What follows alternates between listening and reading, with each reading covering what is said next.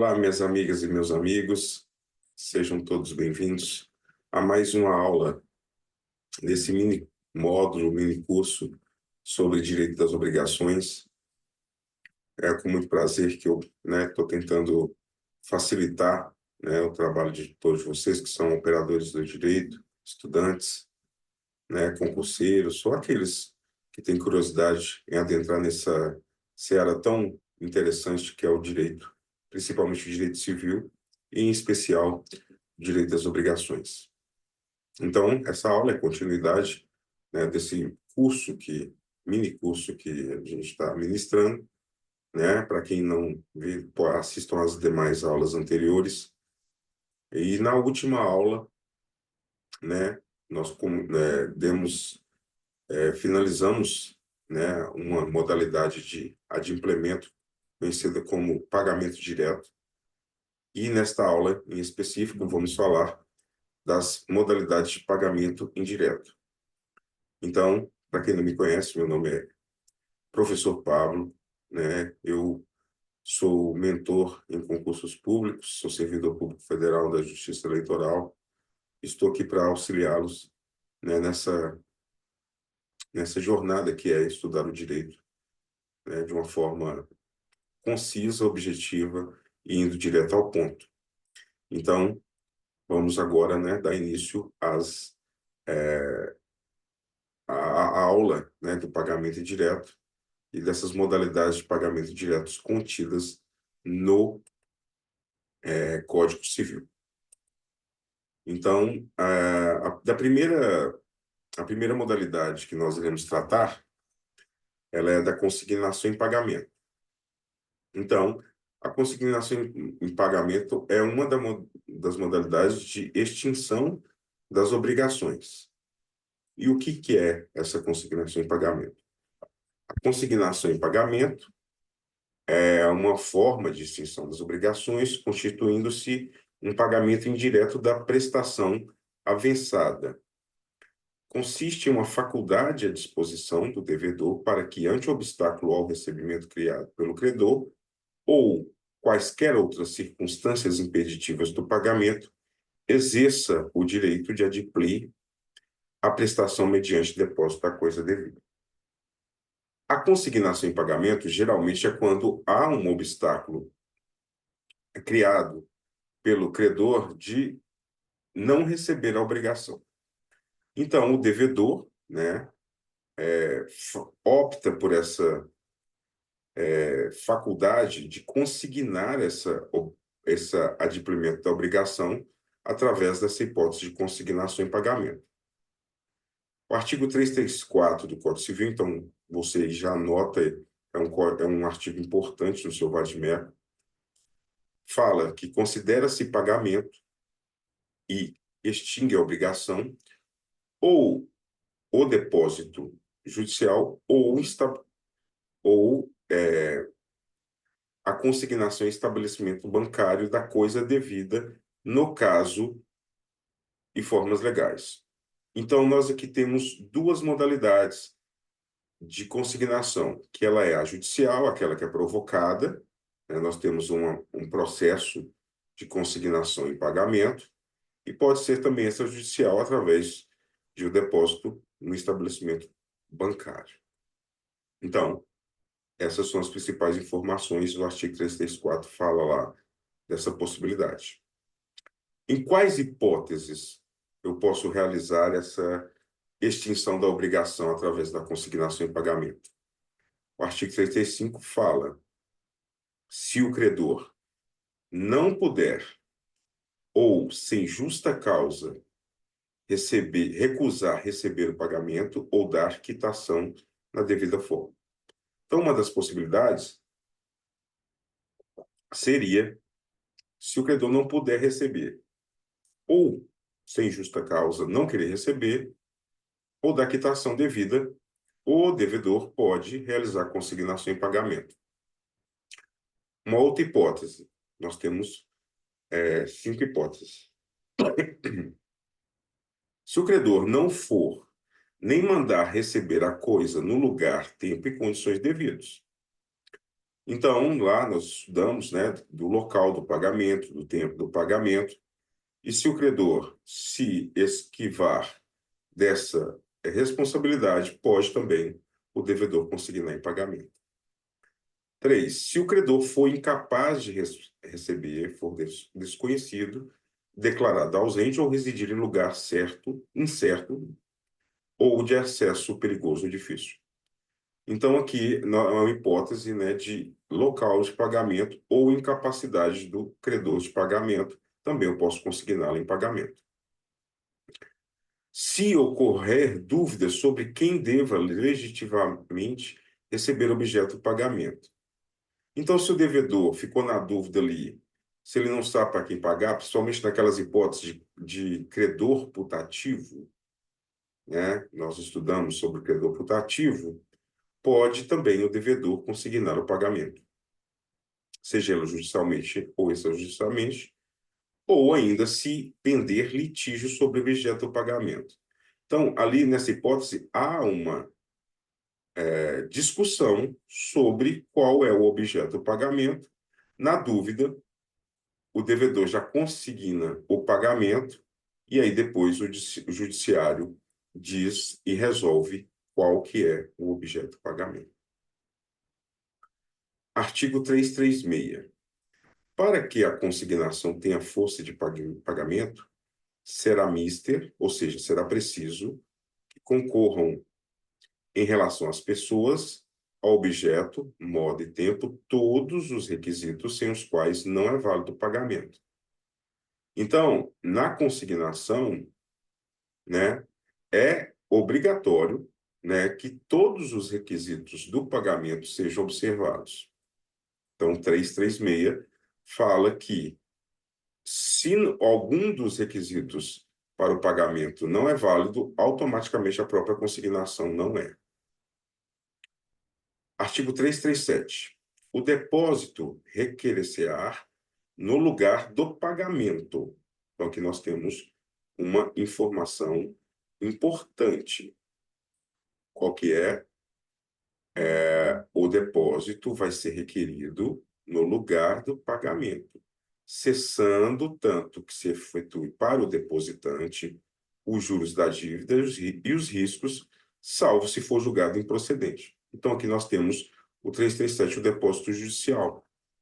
Então, a partir do momento que eu faço a consignação em pagamento, a partir daquele momento, os juros da dívida e os riscos que dali demandam cessam, acabam, salvo se nessa ação o juiz determinar que a consignação não é válida.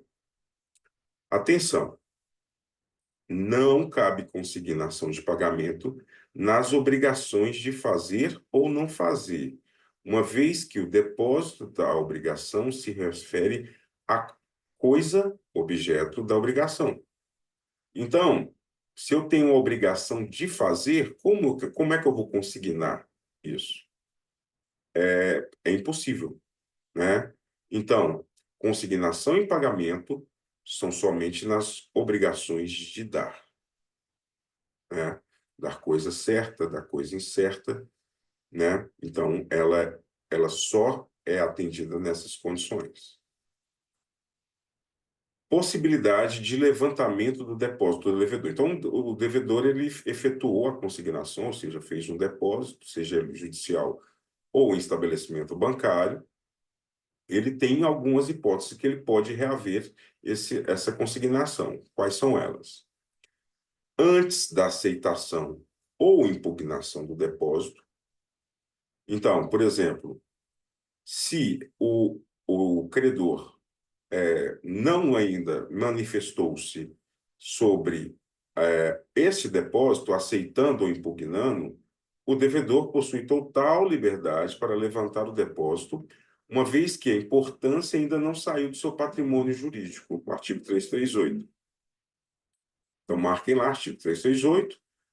Antes do consentimento ou da impugnação, pode sim o devedor levantar esse depósito, uma vez que esse depósito não saiu do patrimônio jurídico do devedor. Outra hipótese, julgado procedente o depósito.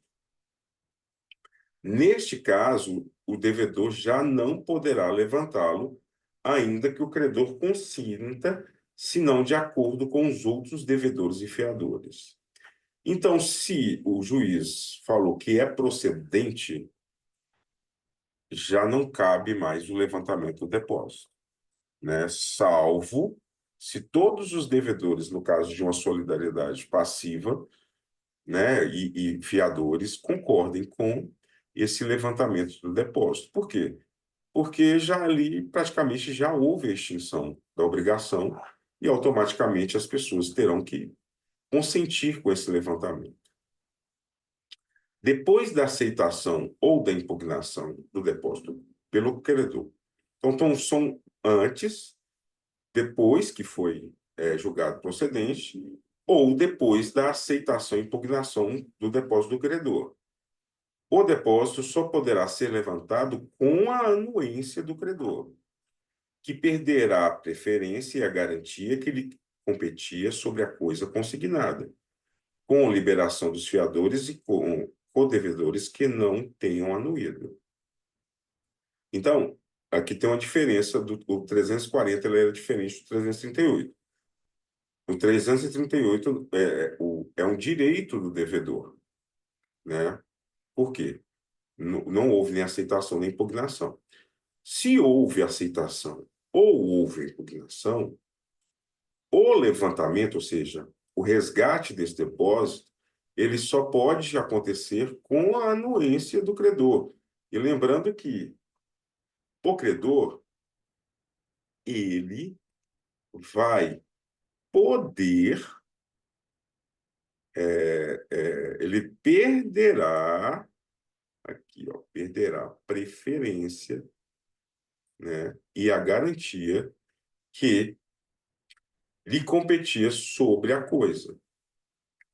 Então, o credor anuíno, ele já vai perder, né, a, a, a preferência e a garantia que lhe competia sobre a coisa consignada, né, liberando ali os demais que fazem parte da obrigação, fiador, avaliador, avalizador, entre outros. 341. Se a coisa devida for imóvel ou corpo certo que deva ser entregue no mesmo lugar onde está, poderá o devedor citar o credor para vir ou mandar recebê-la sob pena de ser depositada. Então, sendo um bem imóvel, né, ou ali que não possa sair do lugar, o devedor poderá citar o credor para vir buscar, né, sob pena de também depositar esse bem imóvel. Se a escolha da coisa indeterminada competir ao credor, que tem obrigações de coisas incertas, será ele citado para esse fim, sob combinação de perder o direito e de ser depositada a coisa que o devedor escolher. Feita a escolha pelo devedor, proceder-se-á como no artigo antecedente. Então, aqui nós temos a hipótese de coisa incerta, coisa indeterminada. O direito é do credor. Ele foi citado, não manifestou-se, então o direito passa para o devedor. E aí, essa escolha não tem como se alterar. As despesas com depósito, quando julgado procedente, correrão à conta do credor. E, no caso contrário, à conta do devedor. Faz todo sentido. Olha, o devedor não estava querendo receber. Eu depositei, eu consignei. Se foi procedente, se eu tinha razão, o devedor tinha razão, os custos do depósito é do credor. Agora, se o devedor fez uma consignação e nem perguntou nada para o credor, às vezes não foi ele que deu esse precedente, então as custas correm à conta do devedor. Artigo 334. O devedor de obrigação litigiosa exonerar-se-á mediante consignação, mas se pagar a qualquer dos pretendidos credores tendo conhecimento do litígio, assumirá o risco do pagamento. Então, aqui nós estamos falando de obrigações litigiosas, né, judiciais, que ainda não houve uma decisão. Se, por exemplo, o devedor faz a consignação do pagamento para qualquer um, né, sabendo que há alguma discussão ali sobre quem é o credor, ele assume o risco desse pagamento, né? Se a dívida se vencer pendendo o litígio entre credores que se pretendem mutuamente excluir, poderá qualquer deles requerer a consignação. Então, há uma dúvida sobre quem é o credor. Então, eles estão ali brigando. Só que, no caso, eles estão querendo falar que eles não são credores.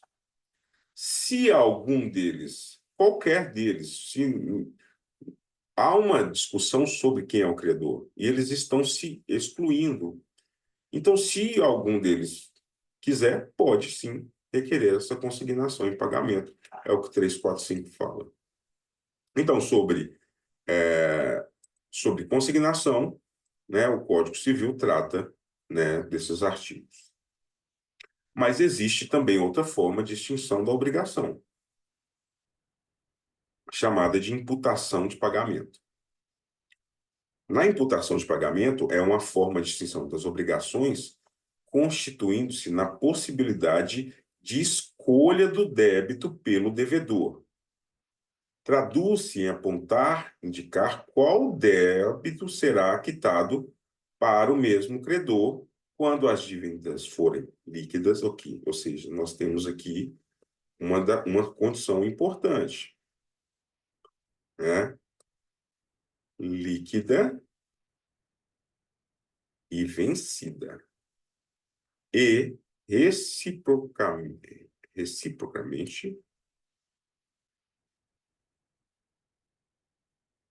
fungível. Então, eles têm essas dívidas, elas têm uma condição, elas têm que ser líquidas, ou seja, elas têm que ter o valor já liquidado, elas já têm que ter sido vencidas e elas têm que ser fungíveis, ou seja, têm que ser determinadas, né? Então, são essas as condições da imputação do pagamento, né? Então, são essas as condições da imputação do pagamento. Considera-se pagamento extingue a obrigação, esse é o artigo 334, o depósito judicial ou... Não, aqui não seria esse o artigo que nós trataríamos. Vamos continuar. Então, quais são Então, na realidade, o que acontece? A imputação dos pagamentos é a escolha pelo devedor do pagamento de uma obrigação. Então, ele tem mais de uma obrigação.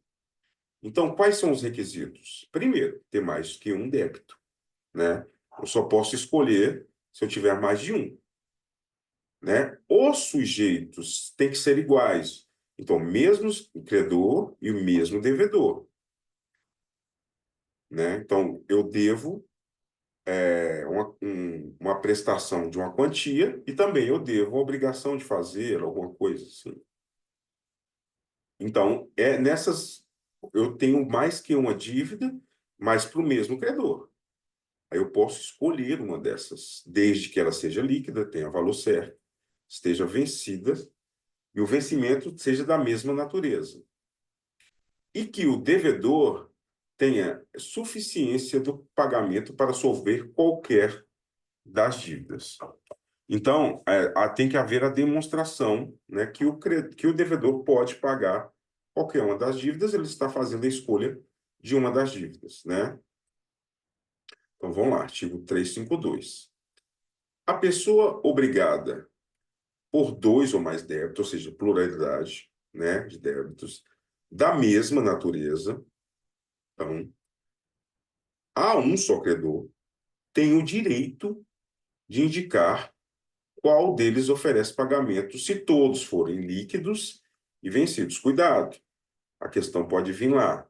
ilíquido e não vencido a mais de um credor, né, de naturezas diferentes.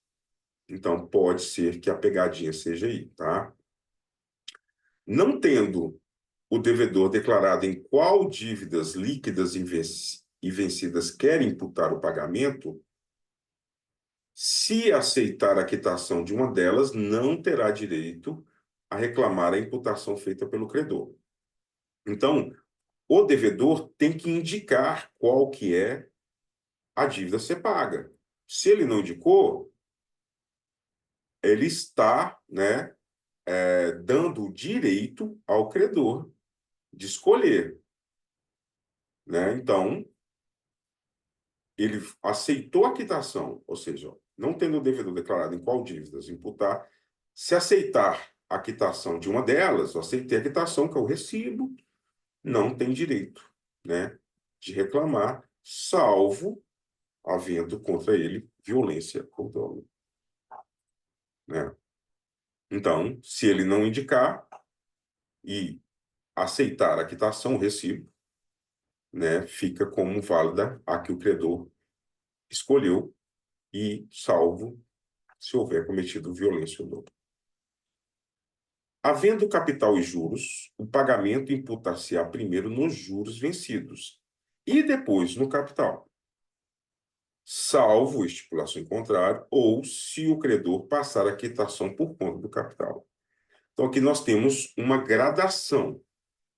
Então, na imputação ao pagamento, primeiro juros vencidos, depois capital, salvo estipulação em contrário. Então, as partes podem estipular em contrário, ou se o credor passar a quitação por conta do capital. E lá nós vimos, na aula anterior, que a quitação do capital, ela presume os juros, né? Então, esse artigo aqui fala sobre isso. Se o devedor não fizer a indicação do 352 e a quitação for omissa, lá no 352 falou que ele deu a quitação de uma dívida. Aqui está falando diferente, né? A quitação for omissa. Esta se fará primeiro nas dívidas líquidas e vencidas, né? Então, nós temos também uma gradação. Aqui não houve, na quitação, nenhuma menção a qual tipo de dívida foi quitada. Se as dívidas forem todas líquidas e vencidas ao mesmo tempo, a imputação far-se-á a mais onerosa, a mais cara. Então, primeiro paga-se a mais cara, né, por presunção. Então, o 355 fala sobre isso. Então, sobre imputação, é isso. Mas também temos outra modalidade, distinção. E essa daqui ela é um pouco mais complicada, que é o pagamento com subrogação. Aqui, nesse tipo de extinção de obrigação, existe a substituição do sujeito ativo, passando uma terceira pessoa a ser um novo credor da relação obrigacional. É o cumprimento da dívida por um terceiro com transferência da qualidade creditária para aquele que solveu a obrigação de outrem ou prestou o necessário para isso. Cristiano Pinto aponta que tal instituto se constitui como um mecanismo que permite que o terceiro que pagou dívida de outro assuma o polo ativo da relação obrigacional. E aí eu fiz um quadrinho aqui que é o seguinte. Então, primeiro nós tínhamos o credor, né? Na relação aqui, nós temos o credor e nós tínhamos o devedor. E aqui é a obrigação. Aí veio um terceiro e efetuou o pagamento para o credor. Então, tem um terceiro aqui que pagou diretamente para o credor. Então, o que nós temos aqui? Nós temos a figura, né, que nós chamamos da subrogação. Que aí o terceiro, ele torna-se o credor, né? Ou seja, ele pega o polo ativo da relação obrigacional, né? Então, nós temos uma nova obrigação, né? Extingue a antiga e temos uma nova com um terceiro assumindo a posição do credor.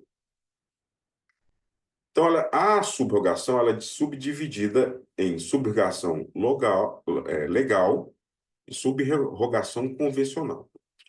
A subrogação legal ela está contida no 346. Então, ela acontece por pagamentos por terceiros interessados na dívida. Então, credor que paga a dívida do devedor comum na solidariedade passiva, né? Tanto um quanto o outro pode pagar, e aí esse pagador, ele assume a posição de credor.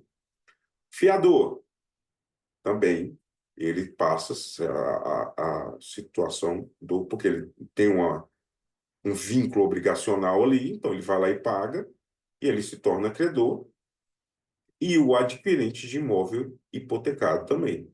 Então, nossas hipóteses aqui são hipóteses de subrogação legal, né? Então, 3, 4, 6.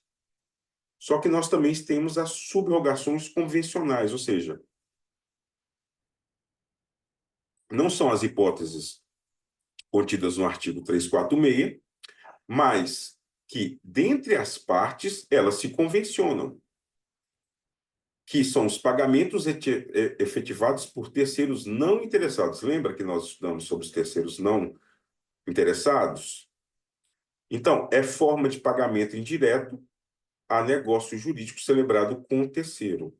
Então, as partes convencionam, vê um terceiro não interessado ali, fala assim, eu quero pagar essa dívida, o credor aceita, então nós temos uma subrogação também, só que nesse caso ela é a convencional contida no 347.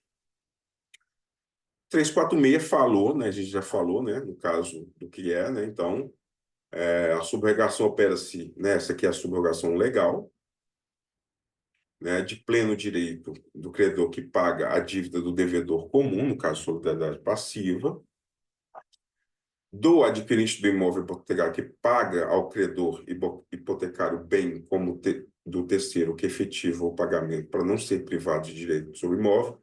Aqui nós podemos dar, por exemplo, um locatário que vai lá e paga a dívida para não perder o local né, onde é que ele está morando, ou do terceiro interessado, no caso, fiador, né, que paga a dívida pela qual era ou podia ser obrigado. Então, essas são as hipóteses para subrogação legal. A subrogação transfere ao novo credor, olha que interessante isso, todos os direitos, ações, privilégios e garantias do antigo credor em relação à dívida contra o devedor e contra os principais fiadores. Olha que interessante. Então, contra os principais fiadores. Na subrogação legal do 346, o subrogado, né, não poderá exercer os direitos e as ações do credor, senão até a soma que tiver desembolsado para desobrigar o devedor. Então, ele tem um limite, que é a soma do valor desembolsado. O credor originário, só em parte reembolsado, terá preferência ao subrogado na cobrança da dívida restante, se os bens do devedor não negarem para saldar diretamente ou que há um outro dever. Então, aqui, nós temos, né, no 351, a hipótese de pagamento parcial. Então, no pagamento parcial, o que existe é que o credor ainda tem parte, então ele tem preferência sobre o subrogado. O subrogado é aquele que paga junto ao credor, né? Então, há um direito de preferência aqui, né, no que tange os bens do devedor. Na hipótese do inciso 1º do artigo antecedente, vigorará o disposto quanto à cessão do crédito. Então, quando o credor recebe o pagamento de terceiro, expressamente transfere todos os seus direitos. Então, nós temos aqui uma diferença entre subrrogação e cessão de crédito, para a gente não confundir. O artigo 348 fala que vigorará o disposto quanto à cessão de crédito. O pagamento com subrogação é uma regra especial de pagamento indireto, né?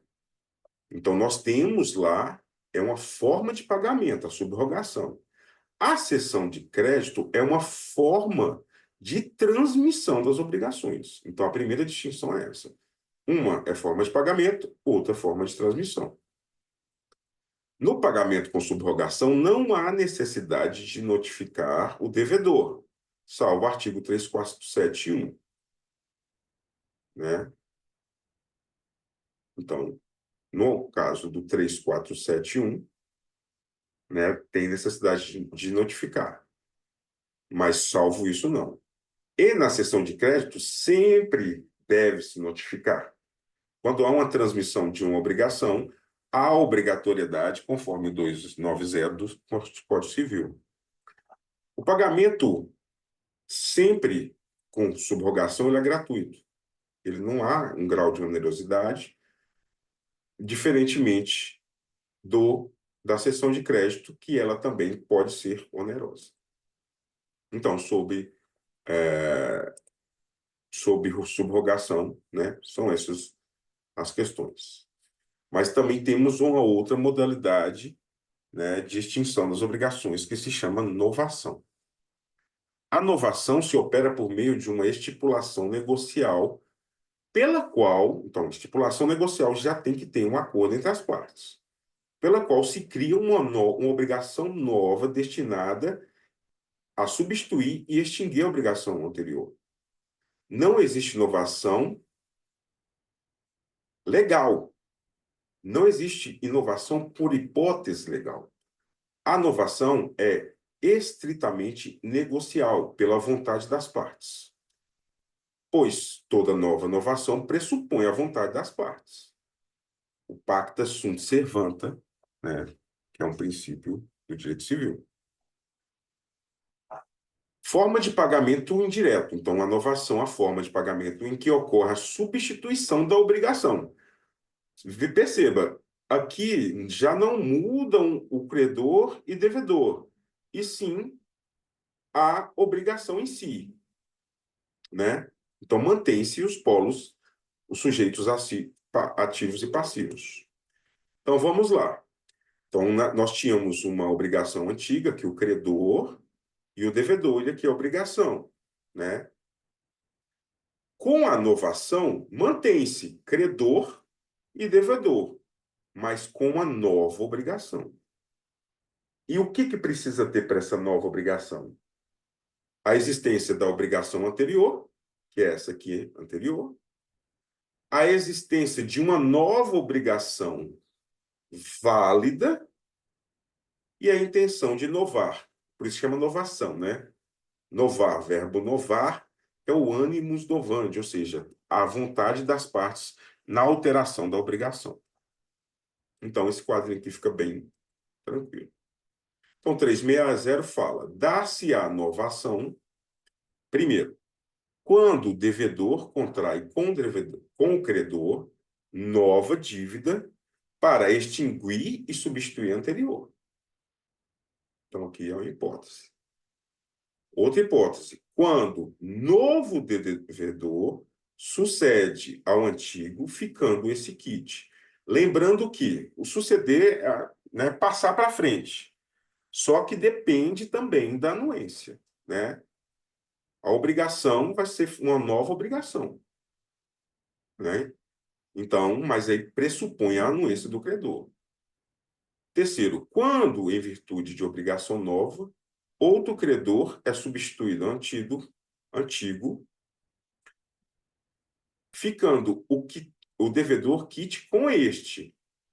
Então, criou-se uma nova obrigação, substituiu-se o credor e o antigo está quite, né? O devedor está quite com o credor antigo, mas continua devendo o novo credor. Então, esse é o 360. 361. Não havendo ânimo de inovar, ou seja, de fazer a novação, expresso ou tácito, mas inequívoco, a segunda obrigação confirma simplesmente a primeira. Então, esse artigo estabelece que, na ausência de uma intenção clara e inequívoca, a nova obrigação não extingue a anterior, mas sim a confirma, né? Então, não havendo uma intenção clara de mudança dessa obrigação, não há extinção. A intenção de inovar pode ser expressa, quando declarada explicitamente, ou tácita, quando podemos deduzir de circunstâncias e comportamentos das partes. No entanto, mesmo a intenção da tácita, ela deve ser inequívoca, ou seja, não pode haver dúvida sobre a intenção de inovar. Porque se houver dúvida, então essa nova obrigação simplesmente confirma a anterior. 362. A novação por substituição do devedor pode ser efetuada independente do consentimento deste. Então, a novação por substituição do devedor, também conhecido como novação subjetiva passiva, que há uma alteração no polo passivo, é um mecanismo pelo qual a obrigação original é extinta, porque muda-se o sujeito passivo, e criada e uma nova obrigação é criada com um novo devedor assumindo essa responsabilidade. O artigo destaca que essa substituição pode, não deve, mas ela pode, sem a necessidade do consentimento do devedor original.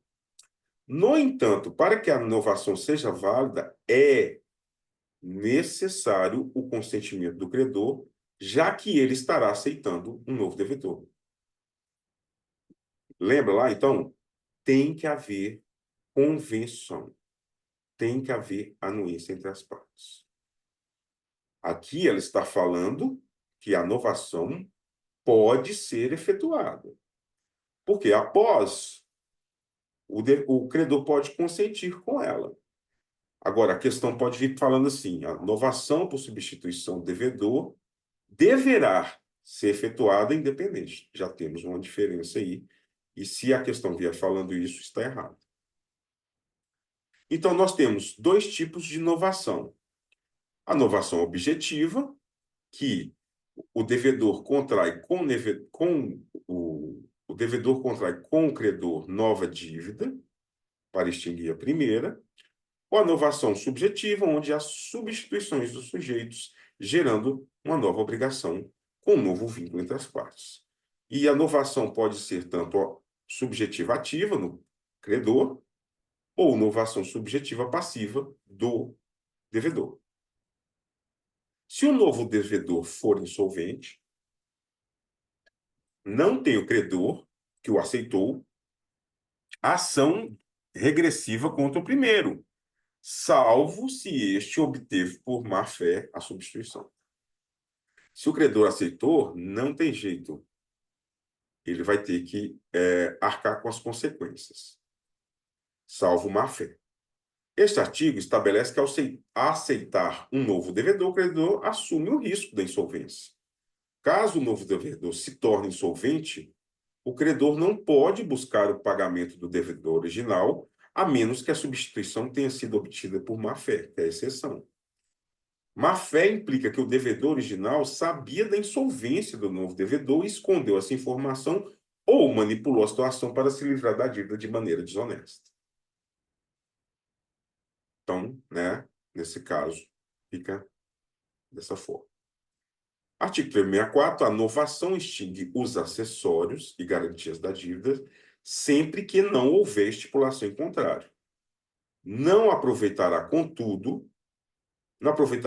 contudo, ao credor ressalvar o penhor, a hipoteca ou a anticrese, se os bens dados em garantia pertencem a terceiro que não for parte da novação.